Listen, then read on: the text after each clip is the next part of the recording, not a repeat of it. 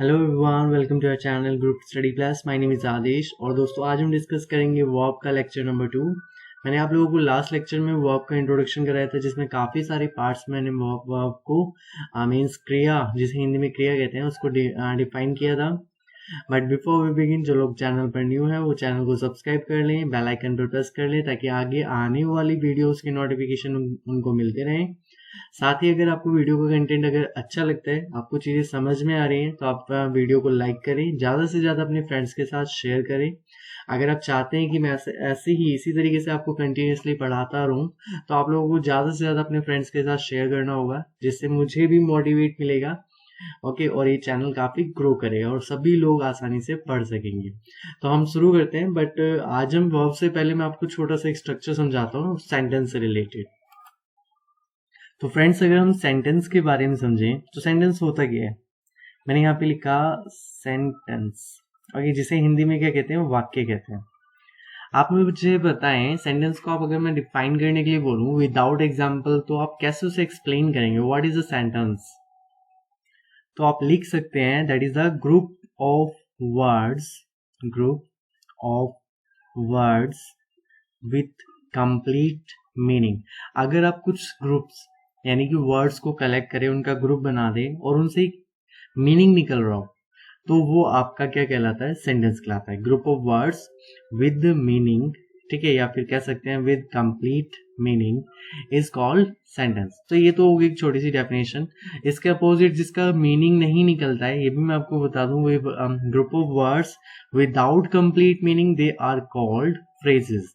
आपने देखा होगा फ्रेजेस होती है ना, फ्रेजेस यानी कि मुहावरे भी जिन्हें कहा जाता है, इडियम्स एंड फ्रेजेस होती हैं, लोकोक्तियां जो होती हैं, तो वो कंप्लीट मीनिंग, उनके वर्ड्स में उनकी मीनिंग को अंडरस्टैंड करना होता है। वो दो वर्ड्स, 2 या 3 वर्ड्स की फ्रेजेस होती हैं, वो कंप्लीट मीनिंग नहीं होता है। ओके, तो without complete meaning they are called phrases. तो एक दो डिफरेंस तो आपको समझ में आ गए होंगे कि व्हाट इज अ सेंटेंस और व्हाट इज अ फ्रेजेस। तो ये तो आपको क्लियर हो गया होगा। ओके, फ्रेजेस क्या होती हैं और सेंटेंस क्या होता है। आज हम डिस्कस करने से पहले मैं एक सेंटेंस लिखता हूँ, एक स्ट्रक्चर आपको समझाता हूँ। लाइक मैंने लिख लिया, मैंने लिखा सी राइट्स, लिख लिया she is writing a poem, ऐसे लिख लेते हैं, ठीक है। She is writing a poem. Okay, तो अगर हिंदी में देखें, हिंदी तो छोड़ो, हमें इसको ना थोड़ा सा एक्सप्लेन करना है कि जो चीजें हम पढ़ रहे हैं इंग्लिश के अंदर, वो हमारे पास क्या क्या है, जो इस सेंटेंस में लिखी है उनके बारे में अगर मैं एग्जामाइन करें, तो यहाँ पर सभी जानते हैं सी क्या हो गया, एक सब्जेक्ट हो गया। ओके, यहाँ पे सी क्या है, सब्जेक्ट। ओके, यहाँ पे इज क्या है, इज आपकी हेल्पिंग वर्ब है। तो आपने कल पढ़ा था लास्ट लेक्चर में क्या होती है हेल्पिंग वर्ब्स और क्या होती है, आपने देखा राइटिंग। राइटिंग जो आती है वो किस में आ रही है, यहाँ पे एक मेन वर्ब आ रही है। अगर मैं एक ही बात करूं तो there is a part of article, okay, जो आपका पार्ट ऑफ स्पीच में आता है, ठीक है। एंड द पोएम जो है, या हम इसको कंबाइनली, अ पोएम को कंबाइनली क्या कह सकते हैं, that is the part of object. तो इन छोटी चीजों से, छोटे छोटे कंसेप्ट से हमें एक बात समझ में आई कि एक सेंटेंस जो होता है, सेंटेंस के अंदर कुछ हो ना हो, ये चीजें जरूर होनी चाहिए। कौन कौन सी? एक तो उसके अंदर सब्जेक्ट होना चाहिए, गुड। एक उसके अंदर वर्ब होनी चाहिए, ठीक है, और एक उसके अंदर ऑब्जेक्ट होना चाहिए। तो ये 3 चीजें मैंडेटरी है। और वर्ब भी उसमें एक हेल्पिंग वर्ब होनी चाहिए और एक मेन वर्ब होनी चाहिए। तो इस तरीके से एक फ्रेम होती है स्ट्रक्चर किसकी, एक सेंटेंस की। ओके, सेंटेंस तो आपको थोड़ा सा समझ में आ गया। आज हम पढ़ने वाले हैं हेल्पिंग वर्ब, और हेल्पिंग वर्ब के अंदर जो फर्स्ट कैटेगरी थी हमारी मॉडल ऑक्सिलरी वर्ब, वो हम डिस्कस करेंगे। आज पूरा हम मॉडल्स को कंप्लीट एनालिसिस करेंगे, मैक्सिमम चीजें कवर करेंगे, बाकी जो रह जाएगा उसे नेक्स्ट लेक्चर में कवर करेंगे। तो हम स्टार्ट करते हैं। जैसे मैंने आपको ये छोटा सा स्ट्रक्चर समझाया, ओके, अब मैं चलो इसको साथ के साथ ये भी बता देता हूँ, टाइप्स ऑफ सेंटेंसेस जो आपने बेसिक क्लासेस में 8th standard, 9th standard, 10th standard में पढ़े होंगे, उनको छोटा सा रिकॉल करा देता हूँ, फिर ये सेंटेंस का कंसेप्ट आपका क्लियर हो जाएगा। अगर मैं सेंटेंस के टाइप्स की बात करूं, यानी कि कितने प्रकार के होते हैं, तो सबसे पहले आपने सुना भी होगा, पढ़ा भी होगा। फर्स्ट वन होता है हमारा असर्टिव सेंटेंस। कौन सा होता है? असर्टिव सेंटेंस, जिसे बहुत से लोग अफर्मेटिव भी कहते हैं। हाँ, अफर्मेटिव कहा जाता है, नहीं कहा जाता? तो अफर्मेटिव सेंटेंस भी कहते हैं। अफर्मेटिव सेंटेंस होता कैसा है, मैं स्ट्रक्चर बना देता हूँ। उसमें सब्जेक्ट होता है, उसमें एक हेल्पिंग वर्ब होती है, उसमें एक मेन वर्ब होती है और उसमें एक ऑब्जेक्ट होता है। मीन्स जो मैंने यहाँ पर आपकी एग्जाम्पल जो दिया था, सी इज राइटिंग अ पोएम, तो यहाँ पे एक सब्जेक्ट भी है, एक हेल्पिंग वर्ब भी है, एक मेन वर्ब भी है और एक ऑब्जेक्ट भी है। तो इस तरीके से हम कह सकते हैं कि ये एक असर्टिव सेंटेंस है या फिर एक अफर्मेटिव सेंटेंस है। जैसे मैं एक और एग्जाम्पल ले लेता हूँ। एग्जाम्पल मैंने ले लिया, ही इज प्लेइंग क्रिकेट। अब बहुत से बच्चे सोच रहे होंगे कि इज एम आ रहा है, अभी आईएनजी फॉर्म आ रही है, तो इनको हम सेंटेंस में डिस्कस करेंगे। फिलहाल हम मॉडल्स के बारे में या हेल्पिंग वर्ब्स के बारे में जान रहे हैं, तो हम उस पर फोकस करते हैं। तो एक एग्जांपल मैंने लिखा और यहाँ पे ये आपको क्लियरली रिप्रेजेंट हो रहा है कि एक सिंपल सेंटेंस है, दैट इज कॉल्ड असर्टिव या अफर्मेटिव सेंटेंस जिसे हम कहते हैं। चलो एक और टाइप हम बात करते हैं। असर्टिव सेंटेंस के अलावा देखो, नेगेटिव तो आप बना ही सकते हो। नेगेटिव सेकंड, चलो नेगेटिव बना लेते हैं। नेगेटिव सेकंड का जो पार्ट होता है, that is the part of negative sentences. Assertive मतलब simply affirmative sentence, second one is negative. और नेगेटिव में अगर मैं इसका एग्जांपल लूं, मैं स्ट्रक्चर लिख देता हूं फिर से। सब्जेक्ट आता है, ठीक है, फिर आती है हमारे पास हेल्पिंग वर्ब। अब देखो, जो लोग इंग्लिश के टच में नहीं है तो उन्हें बड़ी कंफ्यूजन होती है कि ये नोट मेन वर्ब के बाद आता है, मेन वर्ब से पहले आता है, हेल्पिंग वर्ब से पहले आता है। तो ये चीजें जो है बेसिक्स है, ये आप लोगों को पता भी होनी चाहिए। और अगर नहीं भी पता है तो आप अब सीखें, क्योंकि अब के बाद आप कभी सीखने लायक नहीं रहोगे। फिर कब सीखोगे? जब नौकरी नहीं मिलेगी जब। तो इसीलिए टाइम को यूटिलाइज करो। सब्जेक्ट, फिर हेल्पिंग वर्ब, फिर आएगा हमारे पास नोट, ठीक है, एंड देन फिर आएगा हमारे पास main verb and the last one is part of the object. Okay, चलो ये तो आपको समझ में आ गया। अगर मैं इसी सेंटेंस का एग्जांपल इसको नेगेटिव में बनाऊं, तो हमारे पास सब्जेक्ट की जगह क्या गया? ही। हेल्पिंग वर्ब हमारे पास क्या है? इज। फिर हम क्या लगाएंगे नेगेटिव में? नोट। और हमारे पास मेन वर्ब क्या है? प्ले, वो भी जीरेंट फॉर्म में है, या फिर आप कह सकते हो पार्टिसिपेट, प्लेइंग, ठीक है, मैंने जो पार्टिसिपल बढ़ाए थे। ओके, फिर और लास्ट में क्या लिखा हुआ है? क्रिकेट। तो ये तो हो गया आपका नेगेटिव स्ट्रक्चर। चलो नेगेटिव की बात करते हैं इंटरोगेटिव की। तो इंटरोगेटिव की बात करें तो इंटरोगेटिव को डिस्कस करते हैं। तो इंटरोगेटिव भी होता, तो चलो मैं दोनों तरीके से डिस्कस कर देता हूँ, ठीक है। इंटरोगेटिव जिसे प्रश्नवाचक भी कहा जाता है, एक होता है क्लोज एंडेड, ठीक है, सबको अपने अपने तरीके होते हैं। एक होता है ओपन एंडेड। मैं नॉर्मली समझा देता हूँ, दोनों तरीके से ही क्वेश्चन मार्क यूज किया जाता है। क्लोज एंडेड जैसे एक एग्जाम्पल ले लेते हैं क्लोज एंडेड का, जिसमें होता क्या है, जिसमें क्लोज एंडेड के अंदर जो हेल्पिंग वर्ब होती है ना, वो पहले आती है। अभी मैं इसको एग्जाम्पल से भी क्लियर कर दूंगा। पहले स्ट्रक्चर देख लो, हेल्पिंग वर्ब होगी, ठीक है, फिर उसके बाद क्या होगा हमारे पास? सब्जेक्ट होगा, फिर मेन वर्ब होगी, फिर हमारे पास क्या होगा? ऑब्जेक्ट। और अगर ओपन एंडेड है, ओके, ओपन एंडेड है तो क्वेश्चन वर्ड, देखो क्वेश्चन जो वर्ड होता है, व्हाट, वेयर, व्हेन, ये सब वर्ड्स पहले आते हैं, ठीक है। तो ओपन एंडेड ओ और क्यू याद रखना। वैसे जरूरत नहीं है, क्योंकि आप लोगों को ये बेसिक चीजें एग्जाम में बहुत कम बनती है, एग्जाम में बहुत अच्छी चीजें पूछी जाती है आपसे, ठीक है। तो क्वेश्चन वर्ड प्लस क्या आ जाएगा? फिर आपके पास हेल्पिंग वर्ब आएगी, प्लस क्या आएगा? सब्जेक्ट आएगा। सब्जेक्ट के बाद क्या आएगा आपके पास? मेन वर्ब आएगी, ठीक है। सब्जेक्ट हो गया, फिर मेन वर्ब हो गई, एंड देन फिर ऑब्जेक्ट हो गया। ओके, चलो इसका एक एग्जाम्पल लेते हैं, दोनों में आप लोगों को क्लियरली डिफरेंस समझ में आ जाएगा। मैंने लिखा have you ever seen the Taj, तो और लगा क्वेश्चन। तो आप मुझे बता सकते हैं ये क्लोज एंडेड है या ओपन एंडेड है। और एक और लिख दिया मैंने, what have you seen in the Taj, ठीक है। अगर आप इसको एग्जामाइन करेंगे, यहाँ पे सबसे पहले आ रही है हमारे पास हेल्पिंग वर्ब, और हेल्पिंग वर्ब पहले आ गई तो ये कैसा हो गया? ये क्लोज एंडेड हो गया, और ये सेंटेंस करेक्ट है, ठीक है, और ये भी सेंटेंस करेक्ट है। यहाँ पे क्वेश्चन वर्ड पहले आ रहा है, क्वेश्चन वर्ड पहले आया, फिर हमारे पास हेल्पिंग वर्ब आई, फिर हमारे पास सब्जेक्ट आया, फिर हमारे पास मेन वर्ब आई, और ये बाकी पार्ट क्या हो गया? ऑब्जेक्ट हो गया। तो इस तरीके से आगे जो लेक्चर्स हम सीखेंगे ना उसमें इस तरीके से बिल्कुल एक सेंटेंस के इतने सारे पार्ट्स को ये रट जाएंगी हमें चीजें, हम इतनी प्रैक्टिस कर लेंगे इन क्वेश्चंस की कि ये चीजें हमारे दिमाग में फिट हो जाएंगी ऑलरेडी। बस उसके लिए आपको क्या करना है, चीजों को नोट डाउन करना है, प्रॉपर अपनी कॉपीज के अंदर नोट्स मेंटेन करने हैं और मेरे सभी लेक्चर्स को देखना है।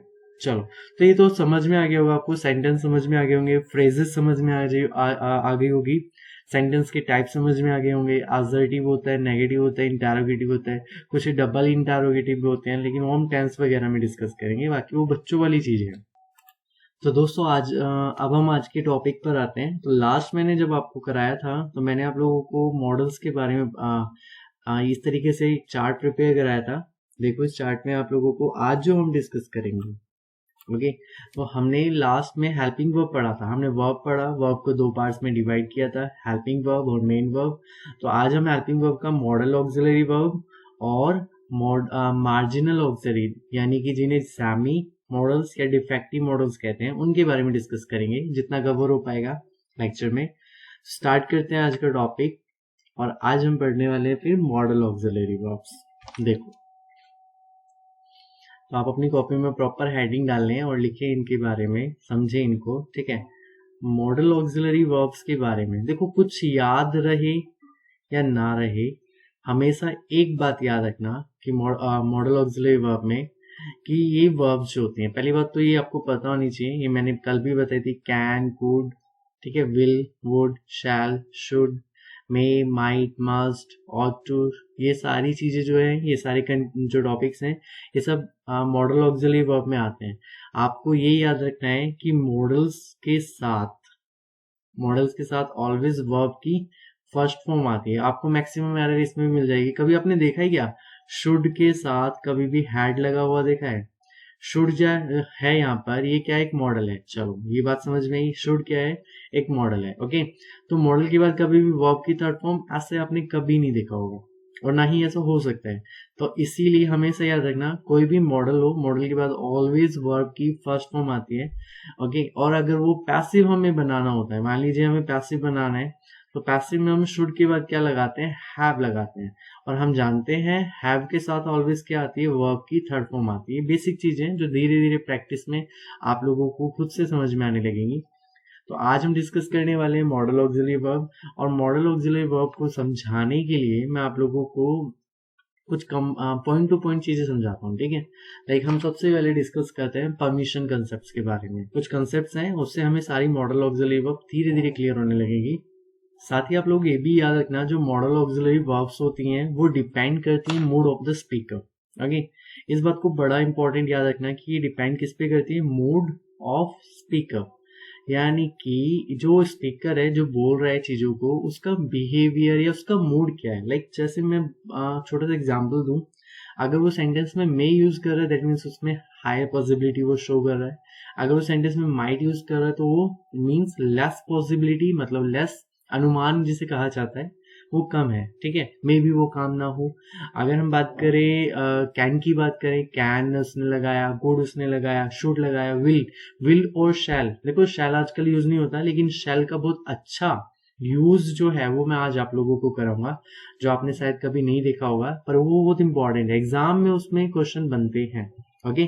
तो ये याद रखना है कि model auxiliary verb always dependent on the mood off the speaker, okay. अगर हम बात करें फर्स्ट ऑफ थिंग जो आएगी हमारी, हम डिस्कस करते हैं परमिशन के बारे में। तो परमिशन के बारे में जब डिस्कस करेंगे, ठीक है, परमिशन या तो दी जाएगी, ओके। परमिशन में हम दो ही चीजें तो पढ़ेंगे, या तो हम परमिशन क्या कर रहे हैं, दे रहे हैं, परमिशन दी जा रही है, या फिर परमिशन ली जा रही है, ओके। एक ही तो काम हो सकता है, या फिर परमिशन दे रहा होगा या ले रहा होगा। तो दो केसेस मैंने बताया आपको, ठीक है, जिसमें काम एक ही होगा एक बार में। और ऐसे केसेस में परमिशन के अंदर हम यूज करते हैं मे और कैन का। तो दो मॉडल यहाँ पे कवर होते हैं, धीरे धीरे सारे कवर हो जाएंगे। तो इसमें हम पढ़ेंगे किसके बारे में, हम पढ़ेंगे एक हमने पढ़ना है मे, और दूसरा हमें पढ़ना है कैन, ठीक है। अब देखो मे और कैन के बीच में क्या डिफरेंसेस होते हैं, दोनों ही मे भी पॉसिबिलिटी है, वो पॉसिबिलिटी के बिहाफ पे मैं आपको अलग पढ़ाऊंगा। फिलहाल हम परमिशन की बात करें, अगर कोई ऐसे सेंटेंसेस है, ठीक है, मैं देखो इस तरीके से नहीं कराऊंगा, लाइक जैसे कैन का मतलब होता है सकता, हम किसी लिफ्ट वाली चीज में या इन सब चीजों में, मैं जो अप्रोच है वो इंग्लिश वे में आपको समझा रहा हूँ, ठीक है। सारे कंसेप्ट क्लियर होंगे, ठीक है, धीरे धीरे होंगे लेकिन, ओके। तो अगर मैं बात करूं किसी की परमिशन की, ओके, और परमिशन में आप दो ही वर्ड्स यूज करेंगे, या तो मे का यूज करेंगे, जैसे आपने देखा होगा स्कूल में जब हम वाटर के लिए अपने टीचर से या फिर बाहर जाने के लिए, क्लासरूम से बाहर जाने के लिए परमिशन लेते थे, तो मे आई गो टू, इस तरीके से हम बात करते थे, ठीक है। तो वही है परमिशन, वहां पे जो कंसेप्ट बनता था वही यहाँ पे अराइज होता है। और परमिशन के अंदर हम मे और कैन को इस तरीके से यूज करते हैं। देखो मे जो यूज होता है वो फॉर्मल वे में यूज होता है। मे किस तरीके से यूज होता है, फॉर्मल बिहेवियर में, मतलब आप किसी अननोन के साथ या बहुत ही रेस्पेक्टफुली, कह सकते हो ना, रेस्पेक्टफुली अगर आप बात कर रहे हो तो आप क्या यूज करोगे वहां पे, फॉर्मल वे में मे का यूज करोगे, ओके। या फिर मे फॉर्मल वे हो गया, या फिर आप लिख सकते हो रेस्पेक्ट दे रहे हो आप किसी को, ठीक है। या फिर कोई बंदा अननोन है आप लोगों के लिए, ठीक है, अननोन बंदे को अब ये थोड़ी ना जाती है आप कहोगे मैं कहने गो दे, नहीं, आप रिस्पेक्ट दोगे किसी से, थोड़ा सा खिसकने के लिए बैठना है आपको, तो उसको रिस्पेक्टफुली बात करोगे, ठीक है। लाइक हमने कहा कैन, अब कैन है, कैन मतलब इनफॉर्मल वे में, अगर ये होता है एक औपचारिक और अनौपचारिक, ठीक है। मैं आप लोगों को इंग्लिश में ही समझाऊंगा थोड़ा सा, ठीक है। अभी आप लोगों को जो मैं एग्जांपल्स कराऊंगा उसे बहुत अच्छा तरीके से समझ में आने लगे। अगर हम मे की बात करें तो हम मे में फॉर्मल बिहेवियर यूज करते हैं, और फॉर्मल बिहेवियर का मतलब जो हम किसी को रेस्पेक्ट दे रहे हैं, किसी का बिहेवियर एक तरीके से वो अननोन है हमारे लिए, तो हम वहाँ पे मे यूज करेंगे। अगर मुझे किसी अननोन बंदे से या किसी रिस्पेक्टफुली अपने फादर से या अपने किसी एल्डर ब्रदर से परमिशन लेनी है, तो मैं वहां पे क्या यूज करूंगा, मे, आगे। और कैन का यूज कब करते हैं, जब इनफॉर्मल वे में, मतलब हम अपना नॉर्मली कैजुअली फ्रेंड में जो बातचीत करते हैं, ठीक है, फ्रेंडली लिख सकते हो आप इसे, friend is the better word, या कैजुअली भी लिख सकते हो फ्रेंडली, या फिर कैजुअली लिख सकते हो, ठीक है। तो ये दो वर्ड्स मैंने लिखे हैं। अब मैं कुछ सेंटेंस लिख रहा हूँ जिससे आपको ना बहुत क्लियर हो जाएगा, बहुत इजीली क्लियर हो जाएगा कि हमें किस तरीके से मे और कैन का यूज करना होता है। देखो मैंने यहाँ पे कुछ सेंटेंस लिखे हैं, ठीक है, और ये आपके ना जो मैंने कंसेप्ट आपको बताए उनको बहुत इजीली, बहुत क्लियर कर देंगे, बहुत अच्छे तरीके से आपको समझा देंगे। हमें क्या करना है, हमें इन फिलअप्स को भरना है और अपना जो हमने कंसेप्ट समझा है उसको यूटिलाइज करना है। अगर हम बात करें, देखो क्या सेंटेंस यूज हो गया, यहाँ पे मे का यूज करेंगे क्योंकि यहाँ पे रेस्पेक्ट की बात हो रही है ना, और अगर रेस्पेक्ट की बात हो रही है तो यहाँ पे क्या आएगा, मे आएगा, ओके। अब आपको एक चीज और समझनी है, क्या समझना है आपको, कि अगर परमिशन में ली जा रही है, ठीक है, MAY में, मतलब रेस्पेक्टफुली ली जा रही है, तो जो रिप्लाई होगा वो भी किस में आएगा, रेस्पेक्ट मोड ऑफ में आएगा। दैट मीन्स अगर मैं रिप्लाईज की बात करूं तो रिप्लाई में मे का रिप्लाई किस में होगा, मे में ही होगा। वो बंदा आपको मे का परमिशन देगा, मतलब मे में परमिशन देगा। और अगर फ्रेंड में बात कर रहे हो तो वो कैन का यूज करेगा, ठीक है। तो रिप्लाई सेम रहता है, आगे चल के रिप्लाईज भी चेंज हो जाते हैं। जैसे नेक्स्ट सेंटेंस लिखा हुआ है राहुल, अब राहुल उसका फ्रेंड ही तो होगा। राहुल मे आई यूज योर फोन, या राहुल अननोन तो नहीं है, अगर अननोन होता तो मिस्टर या मिस कुछ तो लगाता, रेस्पेक्ट देता उसको, ठीक है। तो राहुल एक फ्रेंडली बिहेवियर को यूज करता है, तो हम यहाँ पे क्या यूज करेंगे, can I use your phone. अब राहुल ने क्या किया, नो यू कैन नॉट, यहाँ पे मे नहीं लगाएंगे, यहाँ पे कैन लगाएंगे। मैंने अभी बताया रिप्लाई जो हम देते हैं वो उसी कोड ऑफ कंडक्ट में देते हैं, ठीक है। अब आता है मिस्टर रमेश, अब देखो मिस्टर रमेश आ गया, दैट मीन्स ये रिप्रेजेंट करता है कि यहाँ पे रिस्पेक्ट दी जा रही है। तो योर अटेंडेंट, तो वीडियो को पॉज करो एक सेकंड के लिए और जल्दी से सोचो कि यहाँ पे क्या आना चाहिए। तो आप लोगों ने सोचा होगा मिस्टर रमेश योर अटेंडेंट क्या आना चाहिए, अननोन है तो दैट मीन्स यहाँ पे क्या आएगा, मे आएगा। मे टेक द डॉक्यूमेंट्स, ठीक है। Mister Ramesh your attendant may take the documents, तुम्हारा अटेंडेंट डॉक्यूमेंट्स को ले सकता है, ओके। मिस्टर गुप्ता, अब देखो मिस्टर गुप्ता, ओके, रेस्पेक्ट दी जा रही है, रेस्पेक्ट दी जा रही है तो क्या आना चाहिए यहाँ पे, मे आना चाहिए। Mister Gupta may we see your passport, तो अननोन बंदा ही होगा तभी तो उसका पासपोर्ट देखना चाह रहा होगा। ऑफ कोर्स यू, रिप्लाई किस में आएगा, मे में आएगा, ओके। लास्ट है मे या can we have your attention. तो हम अननोन, काफी सारे जब पार्टी में बहुत सारे लोग होते हैं तो हम उन लोगों को रेस्पेक्टफुली उनका अटेंशन क्रिएट करने के लिए हम क्या वर्ड यूज करते हैं, तो यहाँ पे क्या आ जाएगा, मे। तो मैंने आपको दो मॉडल्स बताए, किसके भी यहाँ पे बताए, परमिशन। और परमिशन या तो दी जाएगी या ली जाएगी, पहली बात ये। और दूसरी बात सबसे इंपॉर्टेंट, जो रिप्लाई होगा, जो कोड ऑफ कंडक्ट होगा वो सेम होगा। अगर मे की बात करेंगे तो मे रेस्पेक्ट के लिए यूज होता है, और किस बिहेवियर में यूज होता है, फॉर्मल मतलब औपचारिक बिहेवियर में। और अगर हम माइट की बात करें, ओ सॉरी माइट नहीं, कैन आ रहा है अभी, कैन के बारे में बात करें तो कैन कैसा होता है, फ्रेंडली होता है। फ्रेंडली वे में हम कैन को यूज करते हैं, और वो किस तरीके का होता है, इनफॉर्मल होता है, यानी कि अनौपचारिक। तो ये चीजें आप लोगों को मैंने समझाई। अब हम आगे डिस्कस करते हैं। एक टॉपिक हमारा क्लियर हुआ परमिशन से लेकर। नाउ द नेक्स्ट कंटेंट या फिर next topic is, next topic आएगा हमारा रिक्वेस्ट। अगर हम रिक्वेस्ट की बात करें, रिक्वेस्ट का मतलब क्या होता है, हाँ जी, रिक्वेस्ट का मतलब होता है अगर हम किसी से आवेदन करते हैं, ठीक है, या फिर उससे निवेदन करते हैं, ठीक है। तो रिक्वेस्ट के बारे में अगर हम बात करें, इसमें जो टोन होती है, रिक्वेस्ट जब आप किसी से करते हो तो आपकी टोन बड़ी हम्बल होती है। हम्बल आप कह सकते हो, या आप बिल्कुल पोलाइट वे में बड़े प्यार से आवेदन या निवेदन करते हो ना, बहुत पोलाइटली वे में बात करते हो, ठीक है। तो या फिर कंसर्न होते हो आप बहुत, ठीक है। तो इन तरीके से अगर ये बिहेवियर आपके सेंटेंस में शो हो रहा है, लाइक आपका भी सेंटेंस ऐसा शो रिप्रेजेंट कर रहा है कि आप हम्बल हो, या आप पोलाइटली वे में बात करो, बड़े प्यार से बात करो, तो वहां पे आपका रिप्रेजेंटेशन किसको करता है, रिक्वेस्ट को करता है। अब रिक्वेस्ट के रिप्रेजेंटेशन में हम दो मॉडल्स यूज कर सकते हैं। एक होता है हमारा कुड और एक होता है वुड, ठीक है। कैन का पास्ट फॉर्म होता है वैसे कुड, ठीक है, लेकिन मैं जो आपको बता रहा हूँ बड़ा इंपॉर्टेंट कंसेप्ट है, फिर बाद में हम इन्हें एग्जामाइन अलग अलग करके समझेंगे।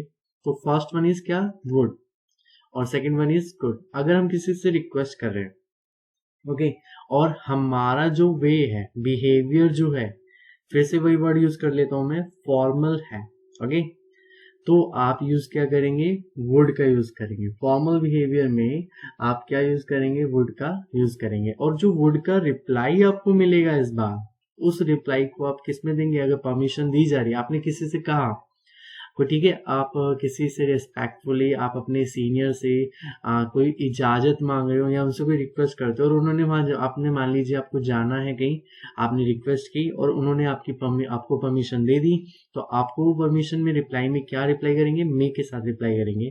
और आप पूछेंगे कैसे, वुड आई गो देयर, ठीक है, इस तरीके से। फॉर्मल वे में यूज करना हो तो वुड, इसका अपोजिट होता है इनफॉर्मल वे।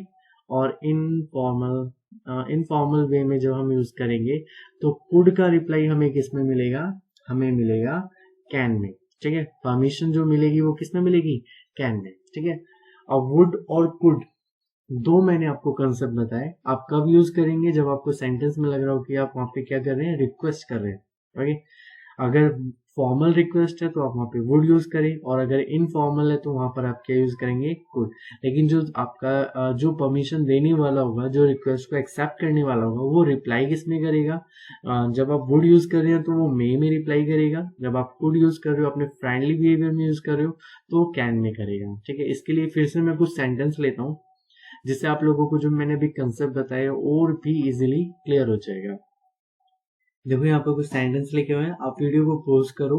पॉज करने के बाद आप कोशिश करो कि इन सेंटेंसेस को आप खुद फिलअप कर सकते हो, एंड देन उसके बाद फिर मैं आपको ये टैली कराता हूँ। आई होप आप लोगों ने अटेंड किए होंगे। तो हम डिस्कस करते हैं किसमें क्या राइट आंसर बनेगा। The lady said to the service advisor, okay, कोई लेडी है वो किसी सर्विस एडवाइजर से कहती है कि क्या आना चाहिए, you please check my car thoroughly. तो कोई सर्विस एडवाइजर है, मान लीजिए सपोज क्या करनी होती है, यहाँ पे कार के रिलेटेड काम हो रहा है, वो अपनी कार को चेकआउट कराना चाहती है। तो ये देखें आप, वो उससे वो उसका फ्रेंडली बिहेवियर यूज हो रहा होगा या फिर फॉर्मल बिहेवियर। तो वो क्या यूज करेगी, यहाँ पे फॉर्मली वो यूज करेगी वुड। तो यहाँ पे क्या आएगा हमारे पास, वुड आएगा, ठीक है। The lady said to the service advisor, would you please check my car thoroughly. अब वो रिप्लाई किस में करेगा, तो मैंने आपको बताया वुड का रिप्लाई आपको किस में मिलता है, परमिशन के अकॉर्डिंग मे में मिलता है। तो हम क्या करेंगे, यहाँ पे यूज करेंगे श्योर मैम आई मे, तो यहाँ पे क्या आ जाएगा, मे आ जाएगा। ठीक है, नाउ द नेक्स्ट है माई ब्रदर सेड। अब ब्रदर है तो भाई है, और भाई है तो कैजुअली यूज होगा। तो कैजुअली वर्ड्स के लिए हम क्या यूज करते हैं, you bring some blank seeds from market. और ब्रदर ने क्या किया, नो आई, तो क्या आना चाहिए यहाँ पे, माई ब्रदर सेड, उसके भाई ने कहा। और वो जब इनफॉर्मल वे है, मतलब फ्रेंडली बिहेवियर है, तो हम वहां पे क्या यूज करेंगे, हम यूज करेंगे कुड का। My brother said could you bring some blank seeds from market. तो वो क्या कहेगा, नो आई, और रिप्लाई किसमें देगा, कैन में। तो यहाँ पे क्या आ जाएगा, no I can not. Okay, तो ये छोटा सा कंसेप्ट आपको क्लियर हुआ। नेक्स्ट सेंटेंस है हमारा, क्या डिस्कस करेंगे हम बात करते हैं राज के बारे में। राज, ओके, राज क्या कहता है, राज अब देखो, you lend me 10,000 for a week. तो यहाँ पे क्या आएगा, आप किसी अननोन लोगों से उधार तो नहीं मांगोगे, डेफिनेटली राज जो होगा वो उसका फ्रेंड होगा, उसका जानने वाला होगा। ठीक है, और जब जानने वाला होगा तो हम उससे किस बिहेवियर में बात करेंगे, इनफॉर्मल में। तो यहाँ पे क्या आ जाएगा, यहाँ पे आएगा कुड। ओके, तो Raj could you lend me 10,000 for a week. तो राज ने क्या कहा, सॉरी, और रिप्लाई किस में देगा, वो कैन में देगा। तो सॉरी आई कैन नॉट। तो इस तरीके से आपने देखा, आप मे का, आप कैन का, कुड का और वुड का, ये डिफरेंस, इनके जो यूजेस हैं वो थोड़े थोड़े आपको समझ में आ गए होंगे। आगे चल के हम पॉसिबिलिटी को भी रियलाइज करेंगे। पहले हमने दो कंसेप्ट समझे हैं, एक समझा है परमिशन से रिलेटेड। अगर परमिशन की बात की जाती है तो वहां पे हम यूज क्या करते हैं, हम यूज करते हैं मे को, और किसको यूज करते हैं, कैन को। और अगर फ्रेंड्स रिक्वेस्ट के बारे में बात की जा रही है तो हम वहां पे यूज करते हैं या तो कुड या फिर वुड। तो ये दो चीजें आपकी क्लियर होती हैं। अब हम नेक्स्ट कंटेंट पे चल रहे हैं। वुड और कुड पढ़ने के बाद जो अगला टॉपिक आता है वो आता है हमारा पॉसिबिलिटी। तो पॉसिबिलिटी के बारे में पढ़ते हैं। देखो, पॉसिबिलिटी मतलब संभावना। ओके, ये हमारा थर्ड पॉइंट है। ठीक है, नोट डाउन करते रहना प्रॉपर। तो पॉसिबिलिटी जब हम पढ़ेंगे, पॉसिबिलिटी को संभावना कहते हैं। अब आपको क्लियरली समझ में आ रहा होगा, यहाँ पे हम मे माइट की बात करने वाले हैं। ओके, तो पॉसिबिलिटी में हम तीन कंसेप्ट्स को फिर से दोबारा से रीड आउट करते हैं। पॉसिबिलिटी जो हमें बताती है, एक बताती है मे से हमें पता चलता है संभावना के बारे में। ठीक है, सेकंड होता है हमारे को पता होता है माइट के द्वारा हमें पता चलता है कि यहाँ पे पॉसिबिलिटी की बात की गई है। ठीक है, माइट हो गया। और third one is can. Okay, चलो तो इनके बारे में डिस्कस करते हैं हम। देखो, कैन, ओके, तो देखो मे के में क्या होता है, मे का हम यूज तब करते हैं पॉसिबिलिटी बताने में जब हमारे पास रीजन इज प्रेजेंट।